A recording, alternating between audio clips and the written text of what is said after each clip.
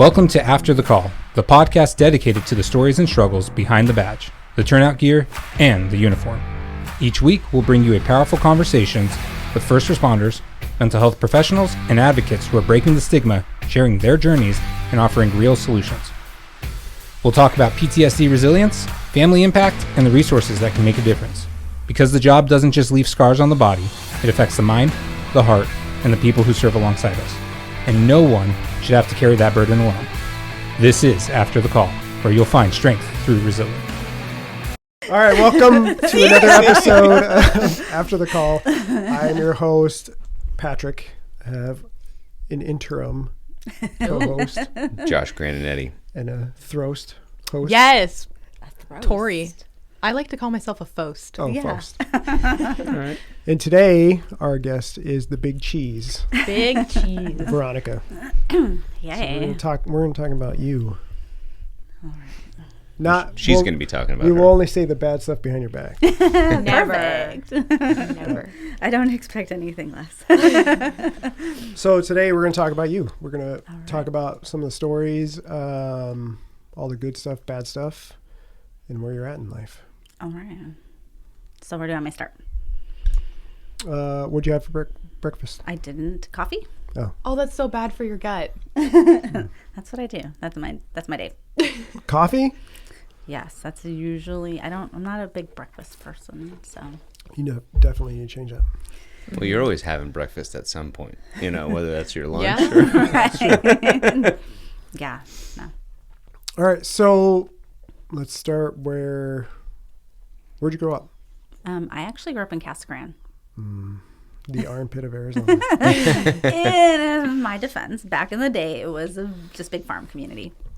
You can church it up all you want. It has changed a lot. You can sit there and say, we now have a Walmart, but it still doesn't change it. We may have always had one. Yeah. Were you and David Spade best friends growing up in Casa Grande together? David Spade grew up there? Yeah. I didn't know that. Yeah, grew up in Casa Grande. That explains a lot. Totally. Joe Dirte. Yeah, no. I mean, I left when I was 18. I got married to a guy in the military and sailed off to greater seas, just San Diego. But Okay. All right, so grew up in Casa Grande. yeah, so we grew up in Pinal County because my dad was a cop.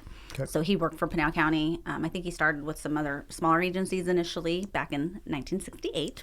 Dang. Right? And so when I was born, he was obviously a cop. And that was kind of like all I knew. All our friends were cops. All my uncles, I guess, they were all cops. All my best friend, childhood friends, their parents were cops. Like, that's all I knew.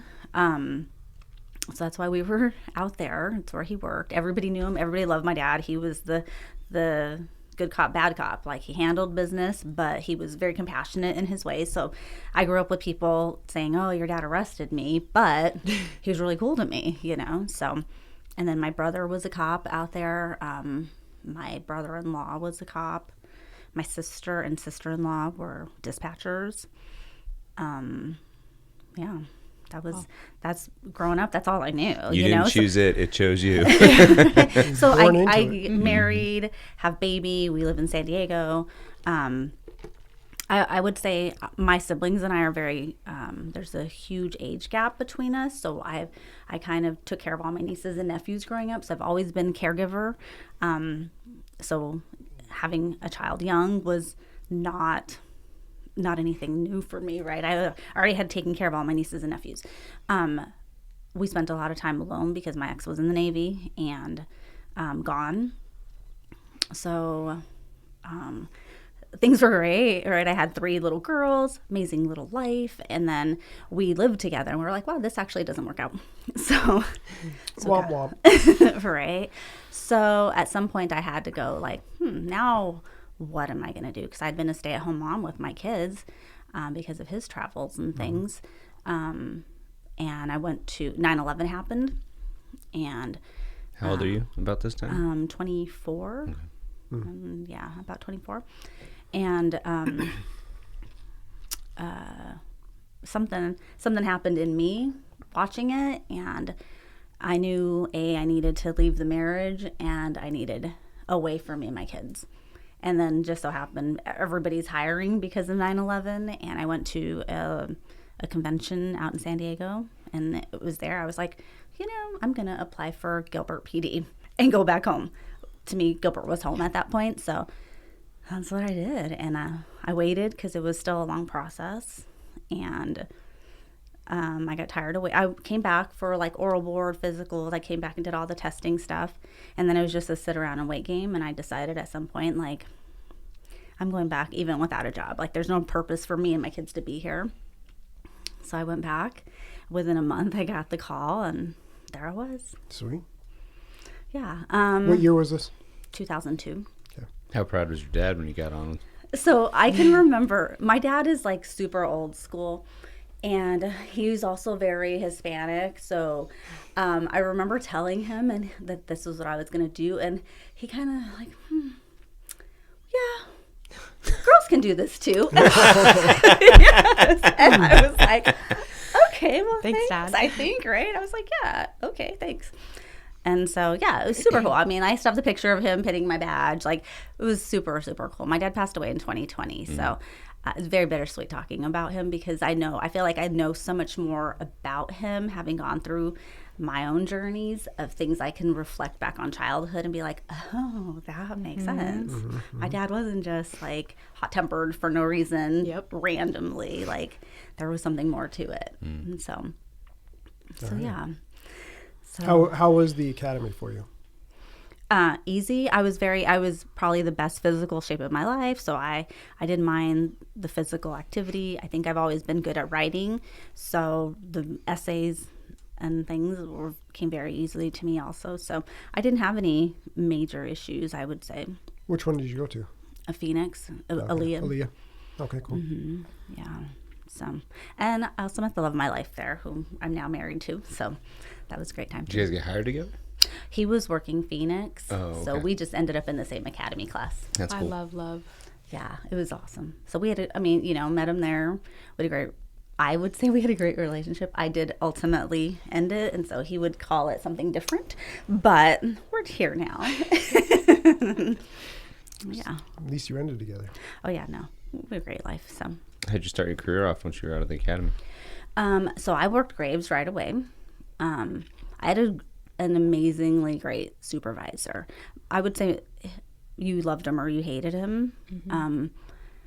He, right off of FTO, he called me, like pulled me aside one night, and he was like, so, hey, what do you want to do as a cop? And so I told him all the things. My dad had been the commander over homicide, and so I told him that's where I had wanted to go.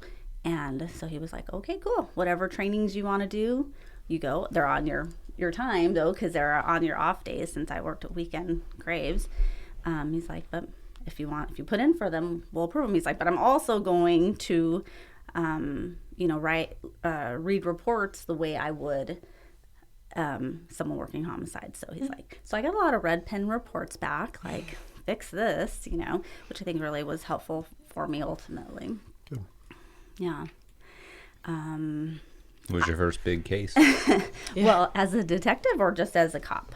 Cop So, first. So FTO, I had like 11 FTOs because people taking time off and whatnot. Like, yeah, no. Gilbert does something different. No, I just was like, people would take, one day I'd be with this person, the next day I'd be with that person based on their own schedules or whatever. So I got to know a lot of people really, really early on. I can remember my first death was interesting. We went to an elderly man, basically had a heart attack, but he had a heart attack as he was stepping in the shower. And so we got the call in this tiny little bathroom, right, where we had to go and drag him out of there, which was everything. Like, all of a sudden, the dummy drag makes all kinds of sense because that's what it was. And again, fire is like, you can hear them, but man, they aren't there quick enough. And so they got there, they worked on him. The wife was really, those are the things that I remember, is like, she was very much, I don't think she believed what was happening, but he was naked, right? So she was like putting underwear on him, like doing all the things. And I can remember thinking like, they're working him. Why do we care about that? At the end of the day, I didn't really feel affected by it. A couple weeks later, I went to my parents in Casa Grande, and we stuck newspapers at the time, and I was reading the newspaper, and his obituary was in it, and I was like, oh, that's kind of weird. Like, of all the things I'm seeing, like, it was super weird to me. So that was like the first super weird feeling I had, I guess. Yeah, you never think about how the family's feeling, especially because she's trying to preserve him, dignity, Right. try to get him, dressed and stuff like that. And you're like, lady, like, we're literally trying to work this dude. Mm-hmm. So that's crazy when you think about it. Yeah. I feel like sometimes like the elderly are like in denial though. Oh, yeah. Mm-hmm. Like they're like, Ron, tomorrow, and it's like he's dead. Mm-hmm. He's dead. Yeah. He'll be there. Yeah. Yeah. And I think sometimes it might be intentional, but I think sometimes we work them and they see it as there's hope, right? And sometimes we're working them to give them hope to get out of that environment, but we sometimes know that it's not. We know where it's going. So yeah, I mean, I was one of very few females at the department. I had some great friends. I would still say they were great friends. I did go through that transition as well after I left, where I disconnected from everyone. In my mind, they disconnected from me, but I really disconnected from everything and everyone. Makes sense. How long were you on like patrol and stuff? I was only on patrol initially about 3.5 years, and then I went into investigations. Where'd you start out with that? I sat in property for like 30 days and then got transitioned over to our persons crimes unit. So back in the day, Gilbert had property crimes and persons crimes, and persons crimes handled everything, crimes against people. And so that's where I went into right away. Do you understand the difference? Think so. Think so. I just want to make sure. Just look cute. I'm trying. Yeah, I mean, I don't really remember much of like bad calls or anything when I was early on. Working great. First of all, I worked in Gilbert, so there wasn't a whole lot of bad crimes. Our deaths were suicide or natural. We had maybe one homicide a year at the time, so we weren't experiencing a ton of violent crime. So I don't really remember a whole lot of those. Obviously, we all have the babies. Well, so back then, Gilbert's population was a fraction of what it is now. Like, what was the population in Gilbert at the time you started versus now? It was under 200,000. Yeah. Yeah. Wow. So yeah, we had 200 cops from top to bottom. Yeah. Wow. Probably 5 teams. Handled all of Gilbert, because everything south of like where the 202 is now was just very sparse. It was all farmlands and very sparse. So all of everything that we dealt with was up north. Yeah, I remember when I moved back from California when I got out of the Marine Corps, like Gilbert was the farthest spot. I was like, nope. You thought people were crazy for living in Gilbert. Yeah. Little did we know. I know. Right. Yeah. So once I got into working investigations, I definitely saw more death. And I've always been very intrigued by it. So it was one of those things. I had a great supervisor who was also very intrigued and wanted to know all the whys things happened, or the effects that would occur after death or as a result of death or whatever. So I did a lot of suicides. And like I said, that's really a lot of our death investigations were suicides in Gilbert. And a lot of kids suicides, which I thought was crazy. A lot of those were things I don't think I put much thought into at the time, but like after I say like Pandora's box was open for me, like all of those kids just were like there in my life again. I would say that I didn't really feel any the effects of the job for a long time.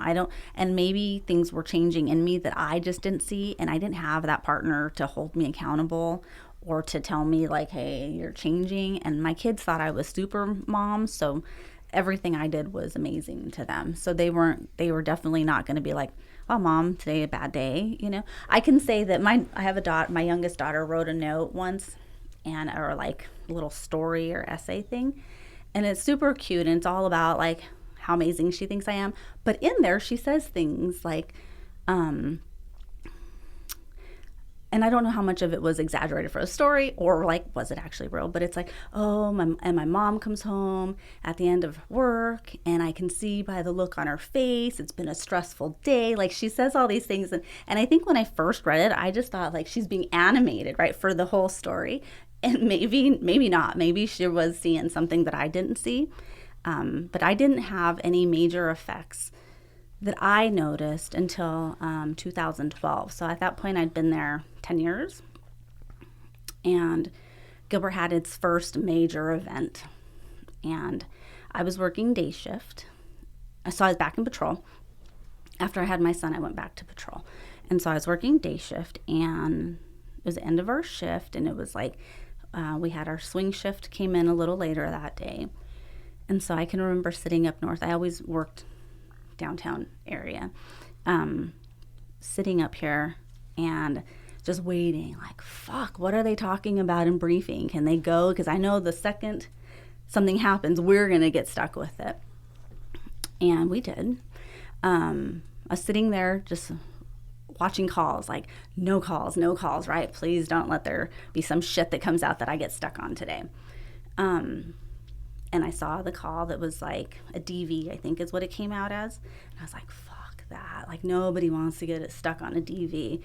And so I'm reading the call comments, and one of the call comments says like, shots fired, things. And I'm like, where's the hot tone? Like, I don't understand. Is this for real? Like, what's happening? Because there's no emergency call for this, right? It's still a number 2 or whatever. And so I know it's just down the road from me. It's in my beat. So I'm like, all right, well, start going. Somebody better fucking get there, right? And so the call hasn't even been dispatched yet. Okay, or upgraded yet. The dispatcher in me right now is like, whoa. So I don't know where, that disconnect. And for me, it felt like hours. Like, why is this not getting dispatched? I was at Gilbert and Guad. The call was by the Home Depot in that neighborhood, just a mile and a half south. And so I'm headed down. And first of all, downtown was nothing like it is now. So we could get through downtown a lot quicker. And then the call finally kicks out. And he's shooting everybody is what it sounds like. So I think in my mind and the other officers that were responding, we are going to engage in a shootout with somebody. That's so you're preparing, right? I mean, I think most officers do that. You get the call comments and stuff, and you start preparing for like, how am I going to react? What am I going to do when I get there? So you're preparing to be involved in this shootout. And pull up, and it was a shitty neighborhood as far as logistics, right? How we get in. You're literally turned down the road and it's the house straight ahead of you. So there's no real tactical way to approach this. There's a patrol car already there, so I'm second on scene. And when you get there, their house is kind of in a corner, and so you can see the front entrance area. And you see bodies on the front entrance, and you're like, okay, so somebody's shooting somebody. Something's actually happening. We found out later that the first body that we saw was the shooter. He shot himself after shooting almost everybody in the house. So we get things cleared. We get enough people there so we can clear the house. We have to walk over these bodies to get, because there's bodies in the doorway. House cleared. We know that there's an alive victim because she's the one who called. And so we get her out. And kind of like you said earlier or on the last one, we have to get her out over the bodies of everyone in her family because her entire family had been murdered. Yep. And so she's screaming. I can hear her screaming. And like as soon as they get her out, the officers that are still there with me in that entrance, everyone, you can kind of see the like, okay, settle for a second. And then it's like, oh, wait a minute, we have people we need to check on, right? So we decide to do that. And one of the victims was a 15-month-old baby. And so, I'm the only female there, so I think it just kind of was like natural for me, but I think it was expected also by the guys that like, I'm going to go tend to the baby. And so that's what I did. And we're in the doorway, right in the entryway, and all of his victims were shot in the head. And so... Including the baby? Including the baby. So she's laying there, and she's got, the blood pooling on the floor. My partner that was there, one of the guys, I would say, in my opinion, before well, even after, but up to that point, he was, SWAT guy. He'd been in the Army, like just overall badass, right? And so I'm holding the baby and we're checking for signs of life. Obviously, I think we all know what the reality is, but we're checking, right? Everything is so fresh. She's hot. She's clammy. We're searching, and I can still see his hands. Like he's at the foot of baby on the floor with me, and he's just like, I think that's what I noticed the most was not even necessarily baby and what I was doing with baby. I noticed this super strong, like human now, like not. And I can see his hands are shaking. His voice is super shaky. And he's just like, V, is there anything? You got anything, V? And all I can hear is him saying V. And he's like, we got something. And so at some point I look up and there's just like 4 of them just standing watching me with this baby. And they're like mortified, right? Like they've never seen, this is the biggest thing that ever happened in Gilbert. And so I'm like, I think at some point I'm like, I feel something. Let's get fire. Because in my mind, fire is going to make them better too, right? And so I'm like, I faint pulse. Roll fire, like let's get fire to get her. And I'm holding this baby and all the guys are just standing there and I'm like, fucking fire, get here to take this baby away so that they can get back to normal, so that I'm not holding her, like all the things. And then fire eventually does get in and they take her, and there's like this overall sense of relief, right? The guys are like, maybe, right? Hope again. So although I think everybody knew she was gone. It's not real yet, though. Right. And so fire does. They take her out, and I remember walking out, and at this point, the entire police department from chief down is already there. We're talking half a mile from the police department. So everybody's there, walk out, and there's people everywhere, like trying to go over what happened, what's occurred. People now setting up crime scene tape, going through the house and identifying where all the shots were and things. So there's a lot happening. Because I had been in investigations before, one of the detectives that was there was going to transport the survivor to the station to do an interview. So I got pulled into that. So I went. Now my shift should have been over like an hour ago at this point. I got pulled into that. So now I'm there for the interview just to make sure like recording's good. If there's anything I notice or need to ask, I can let him know. We do that. That goes on for a while. Obviously, it's the most traumatic event she'll ever endure, right? So we're with her. We finish up with her, hours go by, and then we get told, like, hey, now you guys have to stay for the SISM. Mm-hmm. And so at this point, it's probably 8 o'clock at night. We've been there since 5 in the morning. We got to come back tomorrow at 5 because this was before there was ever any, like, decompressing, right? Mm-hmm. So we do the SISM, and it went as expected. Like, not very many people said anything that was going to help themselves out. Go around, and we had history with this family where she had tried to have an order of protection done. She had made some accusations against him, but they were all delayed reporting, so nothing we could really do about it. So people expressed in that how they were angry that it came to this and we weren't able to intervene sooner, because he killed his girlfriend, her daughter, the daughter's fiance, the baby, and then himself. And so we're in SISM and going around, and a good friend of mine, we worked investigations together, we were back on patrol together, he speaks, and he's like, he's the only one who probably did things the right way. At the time, I was like, whoa, that was a lot, but he was a little emotional, and he says in there, like, well, I was just really glad that the baby died in the hands of a mother. And I was like, oh, well, talk about a real moment, right? And so I'm just like, I'm next to talk, and I'm just like, I'm just mad at the whole situation, right? Like, because anger, I think, is a very easy feeling, and it's not a shameful feeling, I guess. And so do all that. I get home late, and I have Austin was 3, I think, at the time.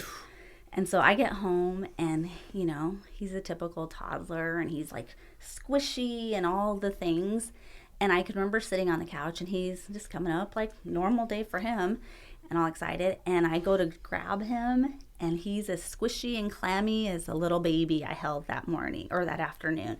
And I remember like, oh, that was a weird fucking feeling. Like I'd been in this 10 years. I've been on countless death investigations, children hanging, children shootings, like all of these things, SIDS, all the things, right? And that was the first time I ever felt anything at home as a result of something that happened at work. After that, so our department recognized that there were several people that were having issues or should be having issues. And they actually did send us to a psychologist in Phoenix, a handful of us. And she was supposed to be someone that handled like Phoenix department. But it was very much like a waste of time. Like we went in and she wanted to get all the background of your entire life. And I'm like, I'm here because we have to be. And I don't know if this is right or wrong, but like, why are we talking about when I was 3 and you want to know my siblings and all the things when aren't we supposed to talk about like what's happening now? Like what happened that day. And I don't think we ever discussed what happened that day. I think I went twice, and then I was like, I'm good. You know, it was a few weeks had gone by, and I had resumed like normal, right? To me, I was able to put it away, at least I thought, and just carry on. I think in hindsight, I was very much very well insulated by my coworkers, right? Being the only female on a shift, my buddies were always I would say very protective of me. And so I didn't realize it at the time, but any time there was a child call and I would get dispatched, someone would be like, oh, I'm closer, I'll take it, and cancel me. And so I didn't really realize that I was no longer put in that situation intentionally by the guys I worked with, right? So I think that kind of helped me to have some closure, I guess, or the avoidance was huge, right? So I didn't really think I had any effects of it remaining. In the years that followed, we had several people leave for PTSD, take medicals, and even then I still didn't really understand it to me, because like I put it away and I'm okay. Why can't everybody else? Right? I was that asshole that just didn't understand it. Can I ask you a question real quick? So since this is one of the first big calls for Gilbert, is this also one of the first few times that people are now leaving for mental health? First time ever, I think. Okay, so how was that perceived? So it was awful. We were awful. The rest of us that were still at work, we were awful. We just didn't understand it. We saw it as weakness. I've said it plenty of times before, like we had a term. They would say like, so-and-so has the SADS, or he's not working because he has the SADS. And as fucked up as that was, like nobody understood it at the time. And that's how they saw it, and it just became like the normal, right? A lot of people say it's opportunistic. You know what I mean? Like you're weaponizing the community trauma to gain something out of it. Right, and especially if you're because it was really the first times we had medical retirements, and I think people saw that as an opportunity. At least in my mind, that's what I also perceived was, oh, it's an easy way to get out of the job and get paid still, you know? So I was very unempathetic, I guess, not empathetic to it. And then in my mind, I carried on as normal. Again, I didn't have those checks and balances, so I don't know how abnormal I was, whether this would have caught up to me at some point. Did you ever speak to your dad about it, given his no? Because No. you were saying he was like one of those guys that could get the job done, but also be empathetic. You know what I mean? Yeah, and I never, like, my dad was never one to show, he was very kind and so no. So my dad was always very giving, very loving, and the other side was, he was, I would say, hot-tempered over in my mind, the dumbest things, right? Like the football game or something, right?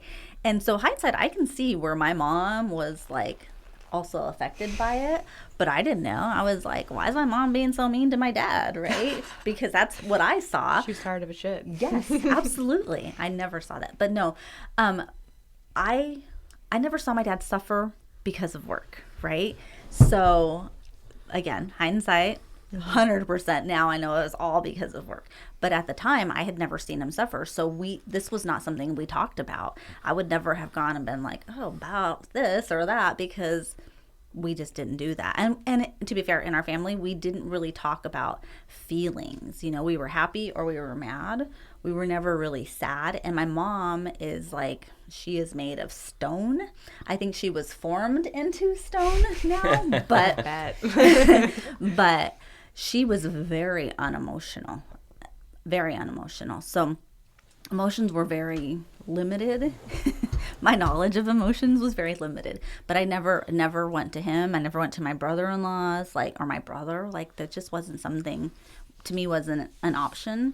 But I also just, I think, and some of it's generational, right? Like, we come from a generation where, like, you brush it off. If you're injured, you get up and you dust it off and you're good. And so that really has always been my mentality. I know now that some things you have to fix and go through. But so I didn't really, again, my kids may have a different story, but I didn't see myself changing. Did you notice anything different maybe with alcohol or? I've always been like super social. So I would host parties, like football parties. The things would always happen at my house. And it was always normal. Like, my team would come over, we just drank, but I didn't really notice it as a problem. Again, my kids might have a different story, but at the time, I didn't see any problems with it. I moved on, and it just was what it was at the time, right? Okay. It was just a call from the past. Fast forward to 2015, and at this point, we had lost several people to mental health medical issues, and they enacted a new policy at my department where we had a contracted psychologist. So any critical incident, if you were a part of, you had to see her before you could return to duty. So in August of 2015, we had an officer-involved shooting. And it wasn't like the guy tried to hit him with his vehicle on a traffic stop and he shot and killed the guy. So for me and how, like, I was raised and whatever, that was a good day for cops. The officer was essentially uninjured or very minorly injured, and he went home at the end of the day, and the bad guy suffered the consequences of his actions. So there wasn't anything, but again, I had previous investigative experience, right? So I spent the rest of the day canvassing neighborhoods, working on the call, even though I was patrol at the time. And so it was a longer day than normal, and it was August, so hot as hell. And then we were all told, oh, you're going to have to go see this person. So I think it was scheduled like the next night. My team went to see her. She was taken to our department, so we saw her there. And I went in, like, I didn't feel anything. And I can remember telling her, like, when she was asking, I was like, I don't know, maybe there is something wrong because I don't feel bad about what happened. Like, good guy went home. To me, this is a good day. And so that 2012 call because it was the biggest thing in Gilbert. It did take national news because of who was involved. My name was in the report. My contact with the baby and description of what happened was in the report. And I had received, like, I would even get Facebook messages from strangers like, oh my God, I read the story. I'm so sorry. And I'd be like, what? Wow. Crazy, right? And so this psychologist knew who I was based on that information. And in hindsight, I feel like it was a big moment for her, I guess. So after we discussed this shooting that I was there for, she wanted to talk about 2012. And so she handed me an iPad, and it had just a dot on the center. And she was like, hey, so let's talk about this call. Oh, no, it was, I want you to think about this call from 2012 and just follow that on the thing. I had no fucking clue, but all I know in my mind at the time, right, I'm a rule follower, is in order for her to say I can go back to straight, I got to do what the fuck she's telling me to do. And so I'm doing that, and there's, like, the entire time I'm thinking, like, what the fuck is this nonsense, right? Like, so you're talking about she's doing EMDR with you. Okay. Yeah, I don't get told what it is. I don't get told the consequence of it. I don't get told. We actually don't speak at all. It's just look at this and think about that. And then she asked me, she's like, okay, I'm going to let you, I'm going to sign off. You go back tomorrow, but I want you to come back. We're going to do this again. And I was like, why are we talking about 2012? Like, I don't have any issues with 2012. But whatever, she's going to sign off, so I'll play by her rules. Come back, we do the same thing. In that session, so I was literally sitting there with this iPad, just thinking about what I'm supposed to think about for about, I think overall was over an hour.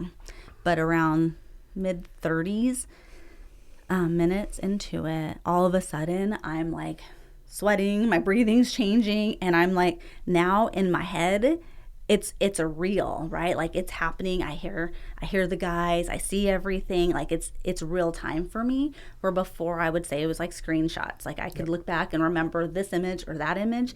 Now it's just continuous. And I'm like, she stops and she's like, okay, what's going on? And I'm like, oh, fucking no. I don't know what's happening to me, right? I've never had what I think now is like panic attack, anxiety, right? I had never felt any of that.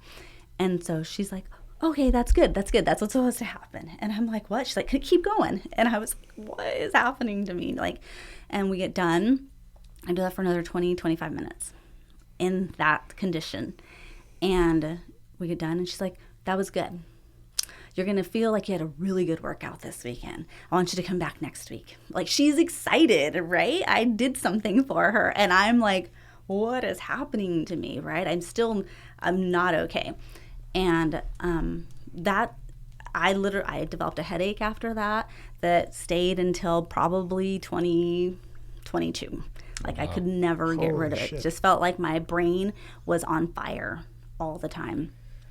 And you got a headache for 7 years? It was awful. It would feel like my brain was on fire, or like I just had a knife, like just like someone stabbed a knife in my head, and the pain from that initial stabbing just never went away. Wow. It was awful. So I'm instantly like not okay. Like I'm depressed. Like, everything in my life is wrong all of a sudden. I'm having feelings and symptoms of things that I had never experienced. Didn't happen to me. They happened to other people. They didn't happen to me. And I go back the next week. And I remember telling like guys at work, and my buddy is like, V, that's why you just say you're good. You don't tell them about anything, right? And I was like, I just answered her questions. Like, I thought that's what we're supposed to do. And he's like, no, you don't tell them anything. And I was like, well, too late, because here the fuck I am. And I go back and I tell her like all these horrible things I'm feeling now and that are happening. And she's like, oh, that's weird. And so she tries to like, it's everything else. It's not what happened, because I still at this point don't even know I did EMDR. We don't ever discuss what that was. You didn't have to sign waivers, nothing? Nothing. No indication that Right. You're like the golden ticket for this. I know. Like, what the fuck? Mm-hmm. Yeah. And so I'm telling her, and she's just like, okay, well, just come back again. We'll work on this, whatever. And then I keep telling her, like, I'm emailing her, like, I don't fucking want to live. I don't understand what's happened. Like, it happened that quick. And within that few weeks, I was, like, ready to die. Because the pain that I was feeling from the headaches and my inability to control anything that was happening to me. I'm a single mom forever. I had been in control of everything, right? I was raised very independently, like my parents. You know, from a very young age, I was just very independent. And now I can't do anything. And my kids talking is making my head feel like it's going to blow up. And I don't know who's taking care of my kids. Like, I don't even know that they're eating. I don't know anything because I go to work, I come home and I crash. And then I get up to do it all again. And so it was just really shitty. And I can remember telling her and being like, what do I do? Like, this is because of that. And she's like, oh, I don't know. I don't think so. And then she's like, maybe you just need to file a workers' comp claim. And so she takes me into an office where we have a counseling center in Gilbert to meet with, like, the head counselor or whatever she was, her actual job description was, but she was in charge of our counseling division. And she tells her, and the first I hear of EMDR, she tells her, well, we did this and this is how she's feeling. And I can still see the look on this woman's face, like, oh shit, you guys, that, you know, like, and I'm like, I don't even know what we did, right? I still am fucking clueless. And fill out this workers' comp claim, which gets immediately denied. And then so now she's no longer seeing me. She's done. Like, she just is like, won't respond, canceling appointments. Like, she wants no part of it because I'm fucked up now, and it's because of this, and probably because I didn't sign a consent. I wasn't informed about anything, right? There's none of that. And she wants nothing to do with me. And so I'm just like a sinking ship at work. And thankfully, I would say a month or two after that, a buddy of mine who was one of those originals that had gone out on a medical a couple years before, clearly everybody saw something wrong with me because he's no longer at the department, and he reaches out and says, hey, so I heard some things are going on. Oh, wow. I want you to go see my counselor. He's like, I'm going to call her, give her my time slot so you can get in soon. And there's this group I want you to go to. So I was like, oh, anything. Like, I just want to get better. I don't like what's happening. I don't like not being in control of things. I don't know what's happening. You know, I would have done anything to get better. So I go, yes. Before you go into the counseling thing, so I have questions now with, so you're still functioning at work. Mm-hmm. Do you notice like a decline in the way that you're approaching calls, or like maybe fear of going to calls or not avoiding calls or anything? I wouldn't say fear of calls. I definitely knew I was a lot shorter with people. Okay. Like angry. I was just angry all the time. And so everyone's petty problem was a big inconvenience to me. And so I was very short with people. You know, again, I would say I had a great team. So if there were moments where I wasn't okay, like I had a situation with a mom who had small children, and she was a frequent flyer also, and her children were in and out of DCS custody. And she had issues with, I don't know if it was baby daddy or an ex or whatever, but she had her children given back to her, and we went to her apartment, and we cleared it because she swore baby daddy was in there. He was. So after we got him out, you know, and I'm walking through this apartment, and I'm like, what the fuck? Like, why are these kids here? They should not be here. And right. And I also work child crime, so I'm like, I have DCS connections. Like, no way, I'm not leaving these kids with her. And so I call DCS, and I'm like, listen, we were here on this call, and you need to come get these kids. They cannot live in this house or this apartment. And she realizes, fuck, they know now what these kids are living in. So she's trying to get out. She's in her car, loading up all the kids in the back seat because she's going to go now. And I'm like, yeah, no, you're not. You're going to wait for DCS. And she's like, well, am I under arrest? I can go. I can leave. And so then I'm like, okay, well then I don't have a problem arresting you for neglect or whatever, right? Like, I know the system. Like, I will do what I have to do so that you're either going to go to jail today and the kids are gone, or you're going to let DCS come and get your kids.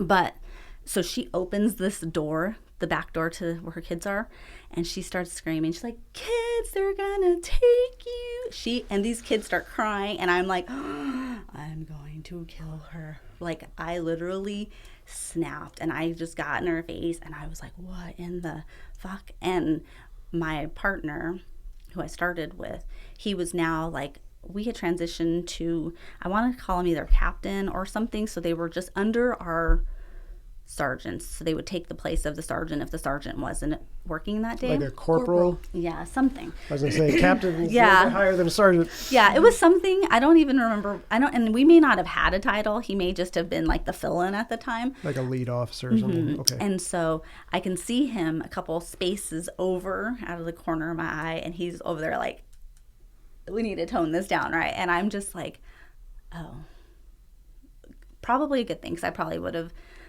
done things to get myself in trouble, just because I was like so short fused, and all it took was her acting, saying, just doing that to the kids, right? Or I think in the past I would have been a lot more like, try to be compassionate just to avoid the conflict so that we didn't escalate anything. But I think I was definitely a lot more ready to escalate things just because I was so angry. Short fuse, yeah. Okay, so now you go into the counseling. She saved my life. By the time I got there, it was like 4.5 months after the incident. The EMDR stuff. Yes. Okay. So, well, the incident with the officer involved shooting, and then the EMDR was a couple weeks after that. So, yeah, it was probably about 4 months later. And at this point, I had gone through all the feels. Like, I literally can remember laying on the floor, my bathroom floor, just thinking, like, no, I'm done. My kids don't deserve this. If I'm gone, they have an opportunity to have a mom that can take care of them. And, like, I had teenagers, but I had a little boy still. And I just remember thinking, like, this is my life. Like, my kids don't deserve this. You know, it wasn't like I don't deserve to be here or anything. All I could think of was like how shitty I was to my kids, just not involved, where I had done everything for my kids. And all of a sudden in my mind, I was worthless to them. And so I get to counseling, and she really just educated me. She helped me to understand what was happening. She taught me about all the different feelings that I was clueless about. But I was seeing her like 2 times a week initially.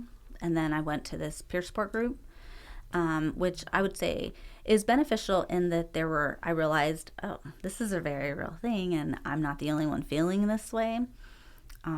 But we had it was a lot of like, tell me your story. And it was just a very sad environment. And so it wasn't very beneficial. And then in that respect, it was beneficial in that I was with peers again, peers that understood, so I had an outlet there, and then I could go to work and not have to deal with it, right? Pretend to be okay. In February,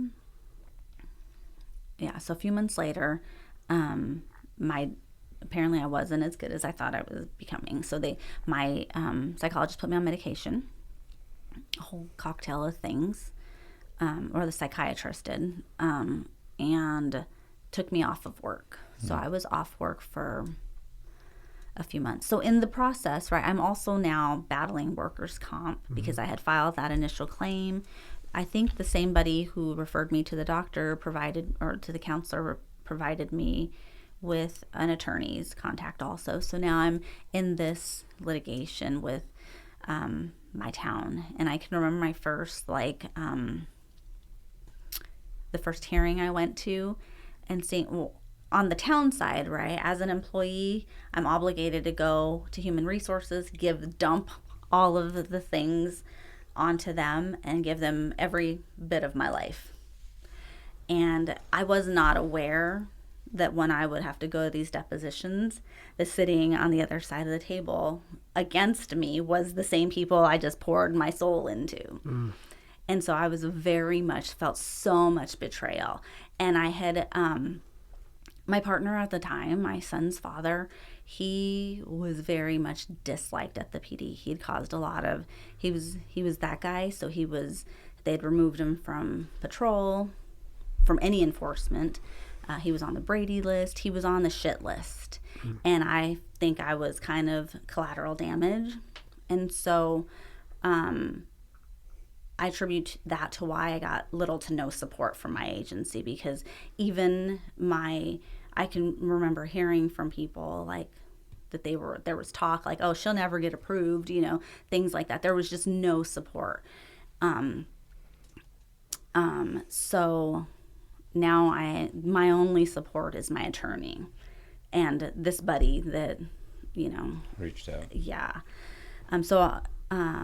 I reached out to him all the time. Like those moments when I'm like dying on the bathroom floor, like he was my lifeline every time. Yeah, so I battle workers' comp for years. I eventually get approved, but I'm in and out of work. So they take me out of work in February. I go back at the end of May feeling very much better, right? Because I'd been away. Had time to decompress. I'm now medicated. So I don't know that I feel better. I just don't feel anything. And I get back to work and I'm just like, oh, I'm like right back in it. Like nothing changed. So I would say from May through July, and I had a great sergeant. So I would show up. My shift started at 5. I would roll in around 8. I would leave about 1. She would have me come in because that headache I had. It's a good shift. Mm-hmm. Right? But I had those awful headaches, so she would have me come in. She would like ice my head. Like it was so bad. Wow. And so on the days that I was there. God, 7 years. You've had a headache for 7 years. Mm-hmm. Mm-hmm. Yeah, it was really bad. I don't have them anymore. Good.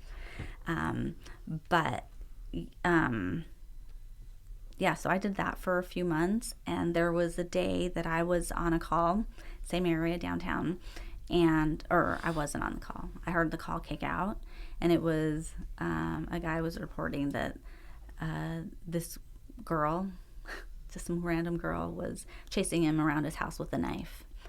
And so I am literally at the end of the street. So I'm like, okay, first one there. So I'm like, okay, what are you going to do? And in that moment was the first time in my career that I ever thought, you may have to shoot her. If this call's legit, you might have to shoot her. Are you okay with that? And I'd never questioned it. Before I was like, okay, she's got a knife. I'm going to shoot her. And this time the words were, are you okay with it? And I was like, well, that's not okay. Like I can't be on the job if I am questioning my ability, So we went. It was a bullshit call. He had hired a Brahma prostitute and she didn't want to leave, and that's how he was going to get her out, was fabricating a story. That's what I would do. It's like a reverse version of Pretty Woman. Every time I watch Josh leave, I'm like, hey, there's a crazy guy in my house. You never want me to leave. So yeah, so I left and I Sorry. Flex that up for you. I went to my psychologist and I was like, something happened today that I'm not okay with.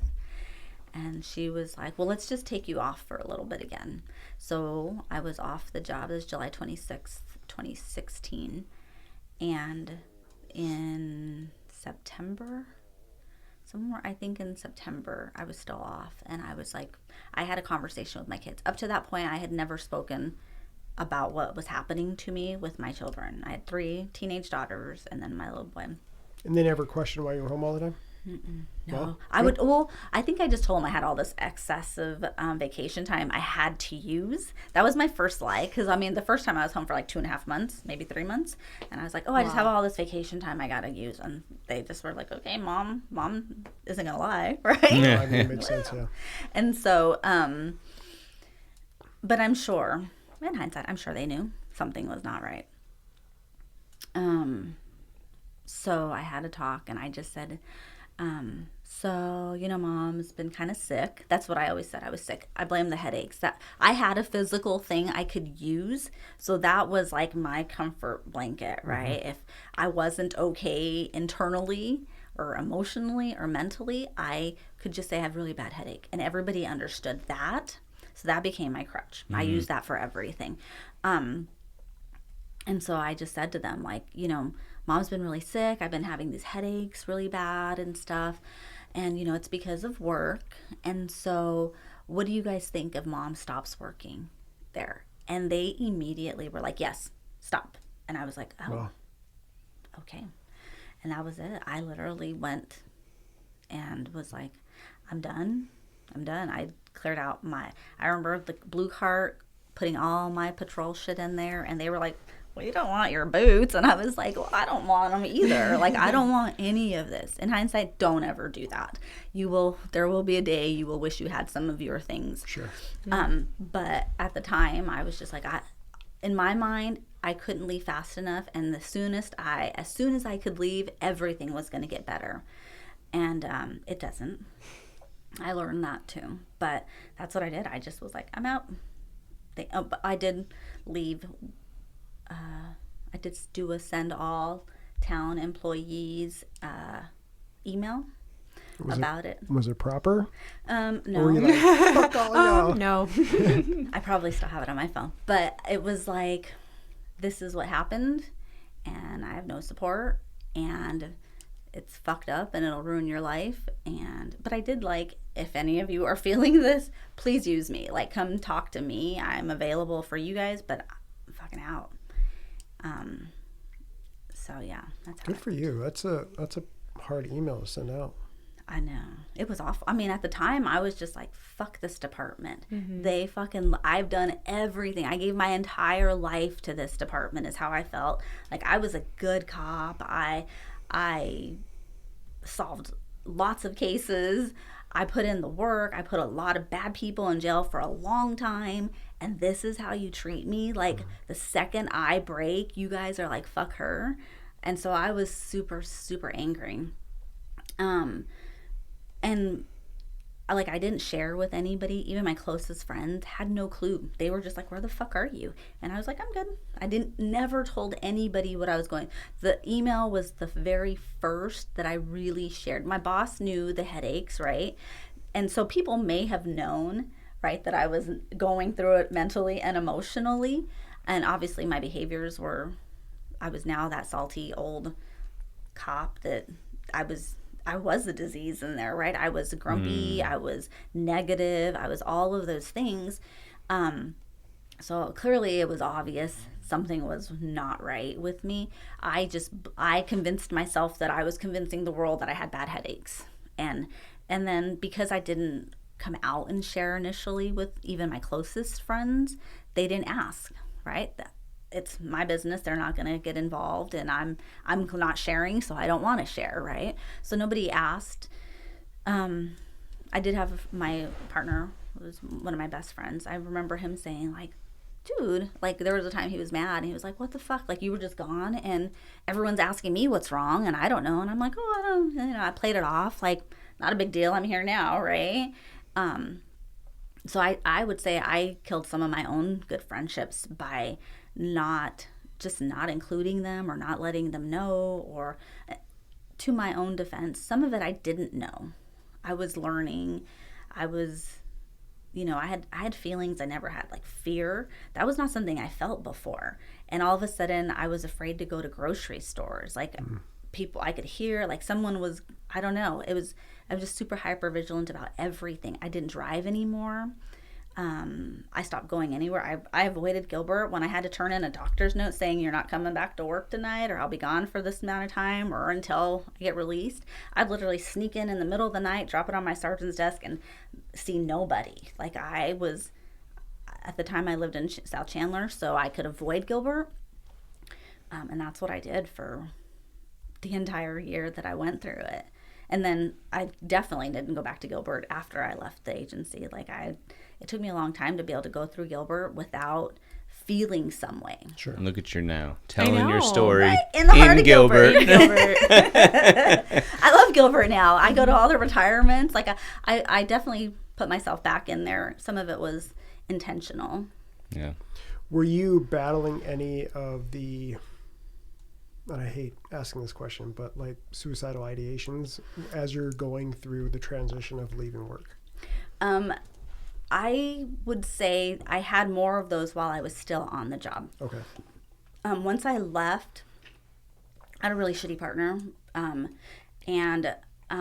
So being medicated and then being provided alcohol as my drink all day and all night, I was very much out of it. Like I don't even know, like I look back at some of my friendships that I had because my kids were involved in sporting events. Part of me, the alcohol was necessary to be able to work up the courage just to go. Sure. Wow. Yeah.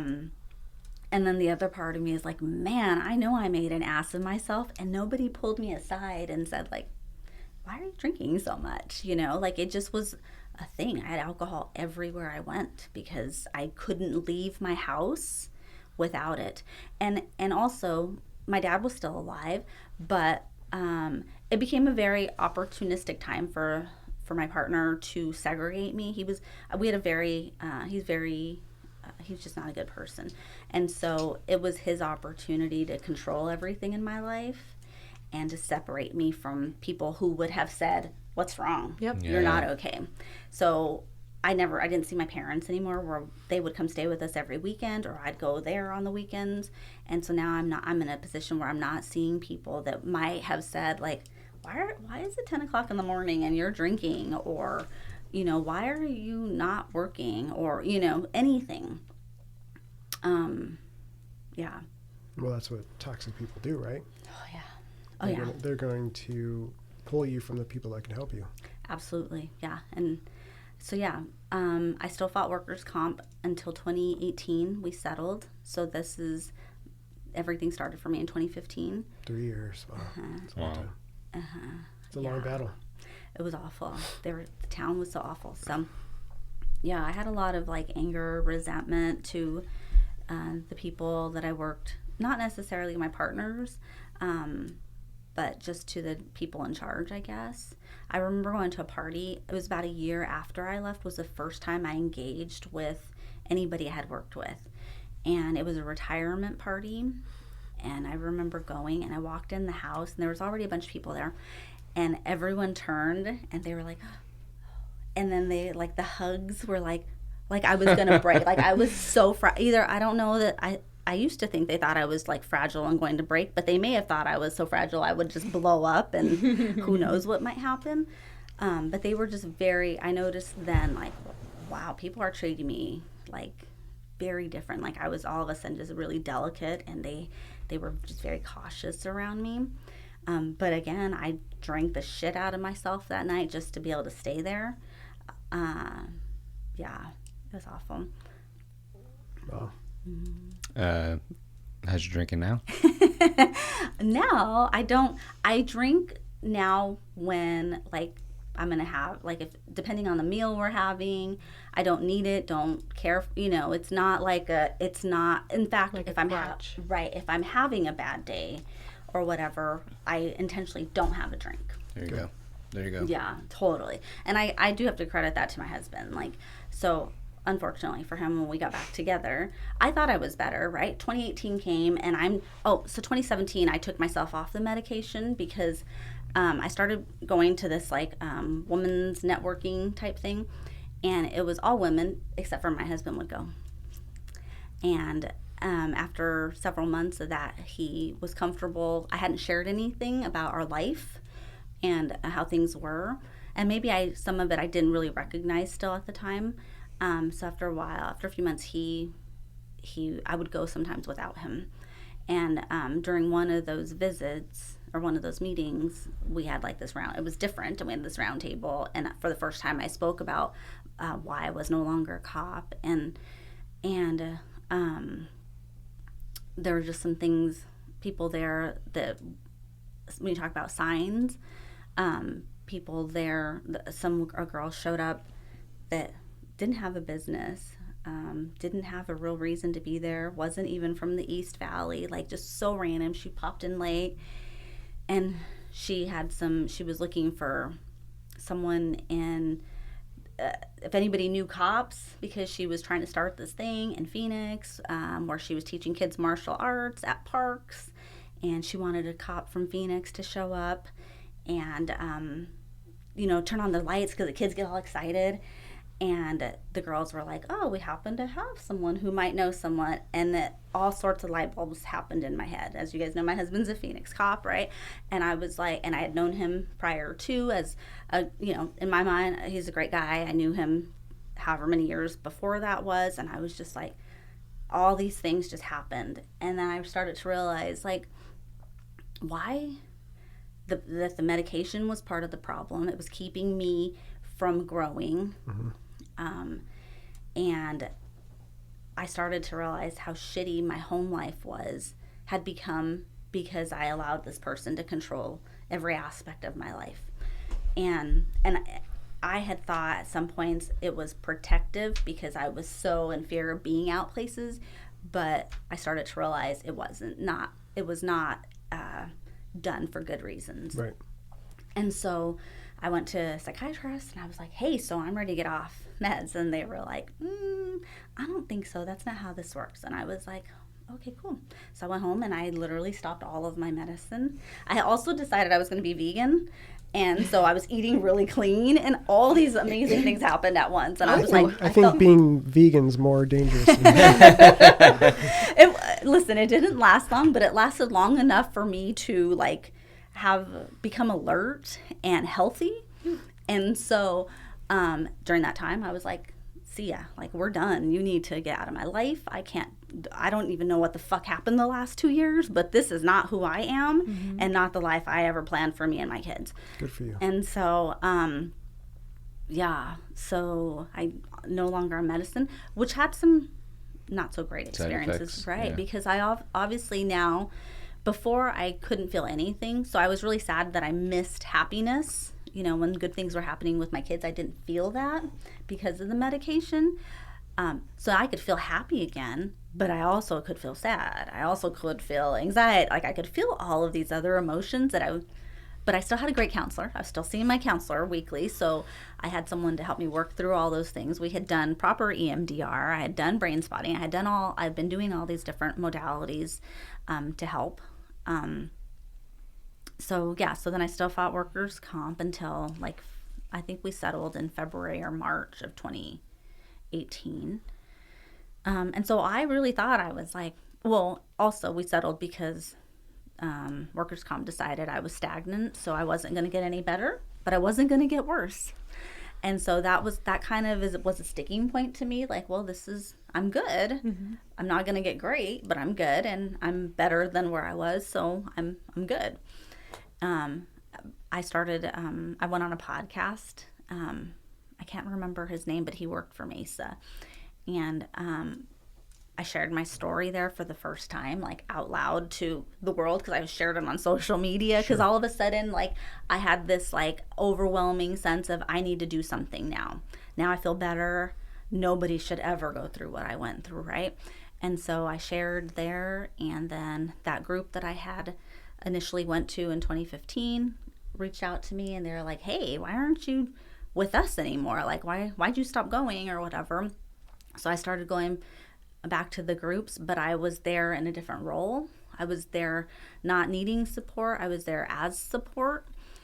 And so I did a lot of advocating with them, which really was just educating myself more on what was happening and being a hand for someone going through it.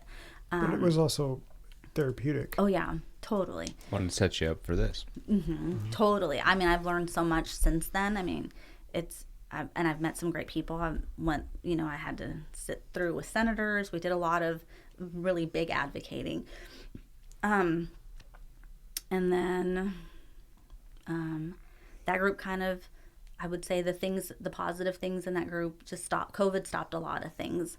But it also connected me with my husband.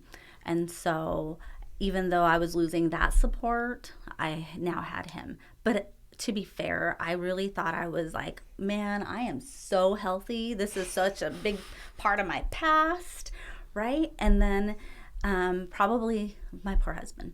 The first couple years we were together, I would have moments. It was like 3 times a year, but it was like huge 3 times a year, right? Like I would just lose it. And they used to call me the runner because as soon as I felt any anxiety, I was gone. Like I physically love to run, so it was kind of confusing because I really do love to run. But I was running. Yes, I was just like I would get in my car and just gone. I was driving to nowhere. I just anywhere but here. So he put up with a lot when we'd have. I would say arguments. I don't know. He would probably say we were talking, but I would call it an argument. I would lose out the door. I'm gone. Like I would just take off on foot and be like, she's a track star. It was crazy. I don't do that anymore. So, but we had a moment in 2022. Well, back up. 2022. I was still having bad headaches, and I had this headache one day, and I was like, oh. God, that one's really bad. And I went and sat down on the couch and I was like, okay, I was on my way to work. I sat on the couch and I was out. Like, I don't know. I just passed out essentially. And when I woke up, I was like, oh man, I've been out for days. I missed work. Like, I don't know what happened. And so I grab my things and I take off and I'm on my way. And I just happened to look in the mirror and my face is all droopy on one side. And I was like, well, that's not right. And I didn't think anything. I was just like, well, I can't go to work looking like this, right? Like, I didn't even know. And I'm calling, and they're like, I'm talking to friends. I think I was talking to my husband, who wasn't my husband at the time, but I was telling him, and everyone's like, you need to go to the hospital. You had a stroke. And I was like, dumb. I'm 45. I don't have strokes, right? Like, and my girlfriend picked me up, and she was like, we're going. And I went in, and so because by the time I got there, within several hours, it had gone back to normal, right? So it's either, they said I had a TIA, but because of the headaches, they also said it could have just been an effect of the cluster headaches I was having. So I still have to disclose that in medical things, but... What's a TIA? Transient ischemic attack. Fucking nerds. I still remember that. It's been like, what, 10 years? So is that a mini stroke? It's just a form of a stroke, yeah. So you can have a hemorrhagic stroke, which is like bleeding in the brain. And then a TIA is just something blocking the capillary bed, which is not getting oxygen to that part of the brain. Wow. So okay. Two different modalities. So I had that happen. And then... a month or so later, my husband and I went to Vegas. We used to go every year because our birthdays are near each other, and we got engaged. And I would say the day before we got engaged, the night before I got engaged, I had one of my he would call them freakouts. Like I would freak out, and I had that, and I always say a lot of things I shouldn't say. And I would say I'm very, very emotional, just overly, like every emotion is happening and I cannot control it. And so we had breakfast the next morning, and he was like, listen, I don't know how to deal. I can't keep going the up and down. I can't. And that for me was just so insightful because I had never had anybody hold me accountable, right? He'd never up to that point. That probably had happened like 4 times before. He never really said anything. He was very sweet about calming me down and all the things, but he never addressed it like, this is a problem that you need to take care of, right? And so I remember sitting there at breakfast and I was like, wow, I'm not willing to lose this because of this. And, I stopped drinking as much because up to that point I was still drinking more than I should have. And we got engaged that night anyway. And listen, I was like, for sure, I had some idea that that's what we were going to do then. But that day I was like, fuck. I fucked everything up, here we are, we have this amazing love story, we're finally together, have this opportunity to be together, and this is gonna fucking ruin it, no way. And so I really changed everything. I went back to counseling. and worked through a lot of the things that were still lingering because, like you mentioned in the other podcast, it doesn't go away. You learn how to deal with it. You learn how to catch it early. You learn how to work through it, all the things, but it doesn't go away. It's like fucking, it's just there, always somewhere in there. And so good for you to actually make that change. So I was just going to say, I've been listening to your stories this entire time, and you go from this period growing up where it was like, this stuff doesn't even exist, to then getting like a little window in your own mind of how fucked up you are. And then from that period on, it's like actively part of your own healing, which is, you know, a hard turnaround for anybody, you know, so it's good. Thanks. No, well, I mean, my kids were everything to me. And when I realized, like, what the fuck have you been allowing to happen here? And I have a lot of guilt. My kids that is still the most guilt I have. Well, and my exit, the way that I exited the department. But my kids, like, there's years where I feel I was non-existent. Most of that time frame, I don't even remember.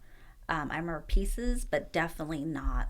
There's years. And so I feel really bad because my daughters were teenagers. Like, who took care of them?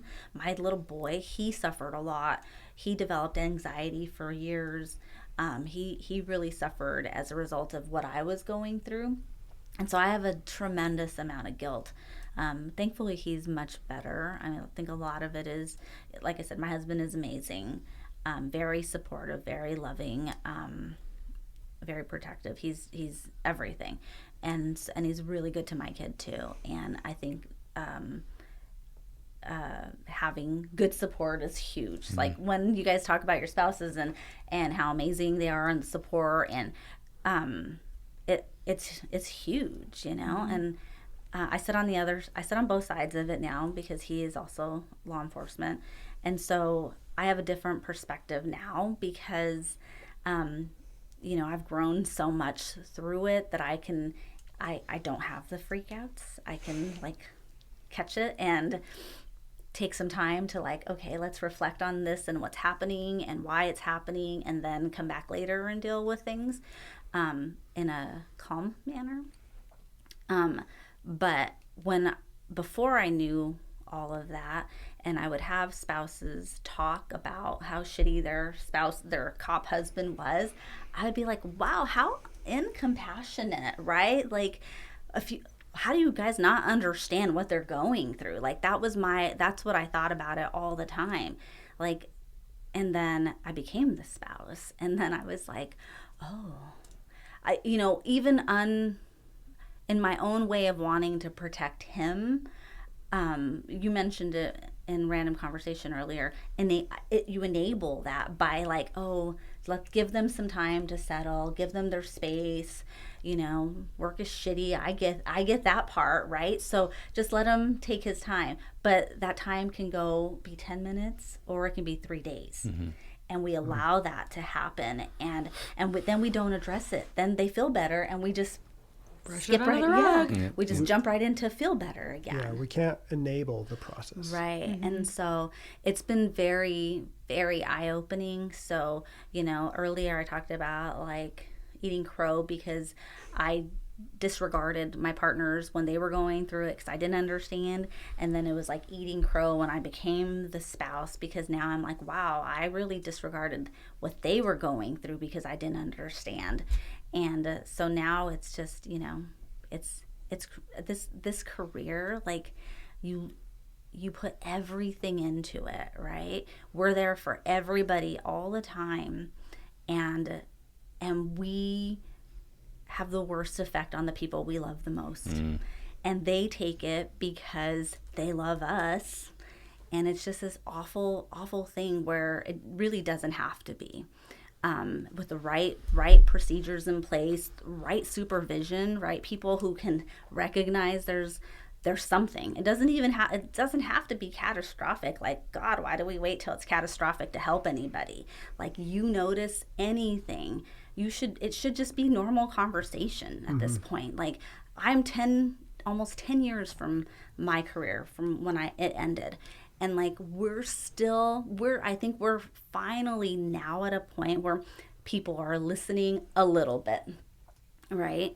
And so, but it's just making those changes so that so our careers aren't ending early. We can still do what we love, and have a healthy family and a healthy life. It doesn't have to be as shitty as any of our experiences were. You're an inspiration to a lot of us because you're actually the person I reached out to first when I was like trying to figure out what I'm supposed to do when it came to retirement stuff. So when you like told me, bits and pieces of your story, I was like, fuck, like this is crazy. Like, how am I going to be where she's at now then, so I know you have like that guilt and I can see it in your eyes because you get teary-eyed and you have this passion about what you talk about, right? But use that gift to help the next generation of people going through it. So don't hold on to that guilt because you've really overturned a lot, Yeah, and I would say I think my kids feel that way now. I don't think they blame me for anything. I know I had moments with them where, like, I think in those my freakouts, right, where I would feel very offended because they're all adults, right, and they have their own lives, and they would say or do something that I would take very offensively, and I would just like go off about like what a shitty mom I had been and how apologetic I was, and they would be very encouraging, like, no, Mom, that's not what we mean, and whatever. But I know, like, when my youngest daughter she was a junior in high school, she wanted to go to East Coast for school. And so the summer before that, she went and did like a summer at American University in DC. And then this next summer, she wanted to go to Columbia University. And that was the peak of my crazy. And so she was just like, she submitted an essay and they gave her scholarship to it. And then I found out later that the essay was about my mental health. And so I've never seen it, never read it. She never gave it to me. I've asked her. She's like, oh, I don't know, some other computer, right? Like, so I don't have we have a copy of it. We're going to post it now. I would love to know, like, wow, what they were actually feeling at that time. Like how, I don't know, it may not be for the better, right? It might be better that I don't know it, but yeah, there's some things that you just can't. Dude, that's huge. That's fucking huge. I mean, taking your darkest moments and using that to get a full ride scholarship is huge. Well, it was just for the summer program that she went to. Whatever. I mean, yeah. I don't have money to send a kid to Columbia University for a summer. I mean, that's probably like fucking 20 of thousands of dollars, right? But to use that pain and suffering that you went through for a positive, that's and it powerful. changed. It really changed the trajectory of her future because she was all about journalism and stuff, and she went into psychology. She has a master's in psychology. That's badass. Yeah, that's she's awesome. amazing. So I do have a question before you ask. Oh boy, yours. No way. Go for it. Do you still have any of these more of these Forrest Gump running events? I don't. You could probably ask my husband. So it's possible that, in the last 6 months, I may have left my house on foot, maybe even in a car once, but I didn't go far.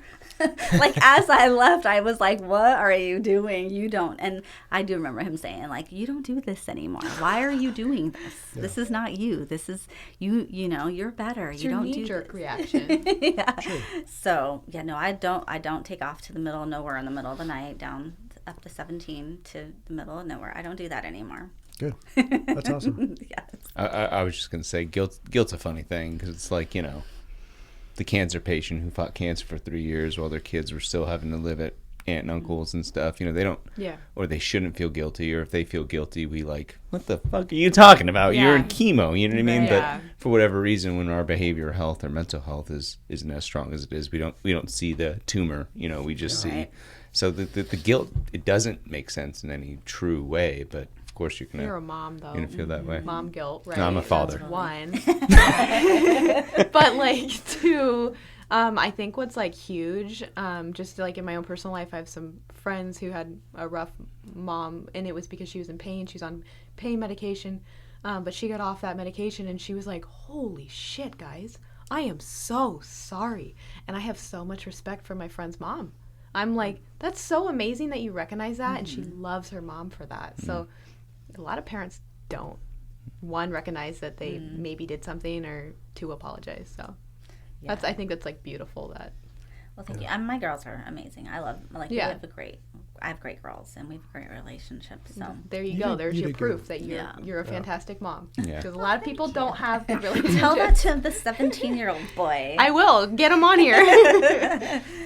Yeah. So, anyways, here we are, and now we're doing this, and I love it. And, I feel like we've got some great things going, and it's very encouraging to see the changes that are happening, to see people in higher positions give a damn now. Maybe not always, but I think having gone through all of this, some of their resistance is fear on their own part, because once you open that door, it's hard to go to close it. And acknowledging that it exists may force you to acknowledge what's within you.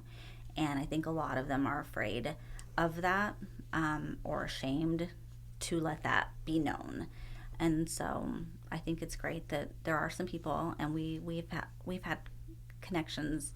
We've got connections all across the country now, people saying, help us do what you're doing, so we can bring this to these kids, right? The new generation. I have nephews who are in fire and cops and things that 10 years ago I would have been like, don't fucking do it. Don't. It's the worst thing in the world. Yeah. And now I'm like, it's amazing. There are some great things to being a cop, and we need you.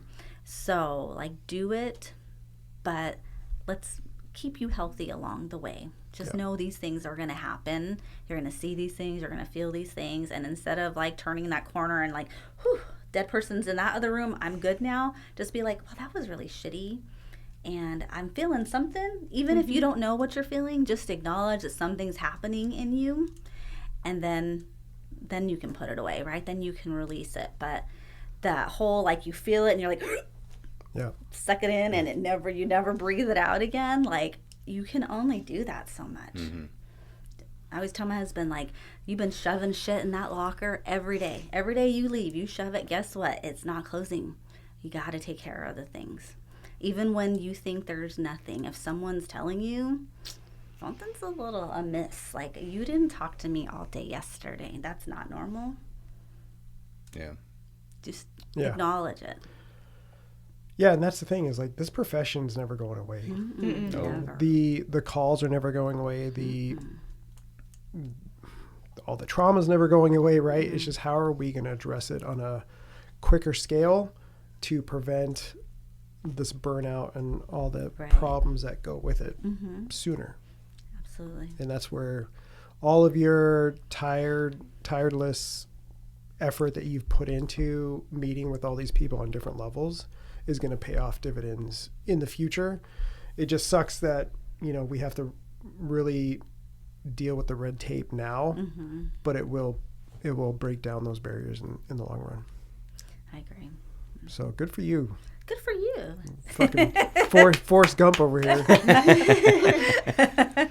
Running with, like, the metal braces, and now you're full sprint. So right? Good for you. I think I'm going to change your name from Big Cheese to Forrest. Forrest, I love that. So. Yeah, I was running. That was for sure. Oh, that's good. And I'm glad you're not running. And I'm glad that you're keeping your husband in check, because he's eventually going to realize what you're talking about. Oh yeah, no, he's aware. He's a good dude. Yeah, I like him. Me too. Yeah.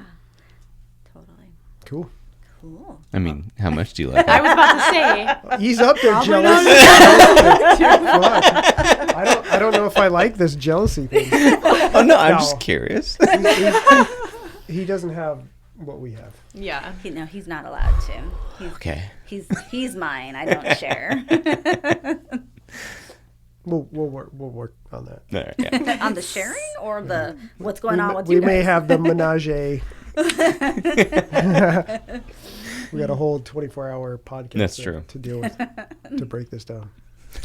No, but I would say I still see a counselor. Like, Good. I think it's important. I don't think you don't have to see them as frequently at some Yeah. point, but you should always have something continuous so that you're having those check-ins and remembering things that maybe you've forgotten, practices that you've forgotten, or hello.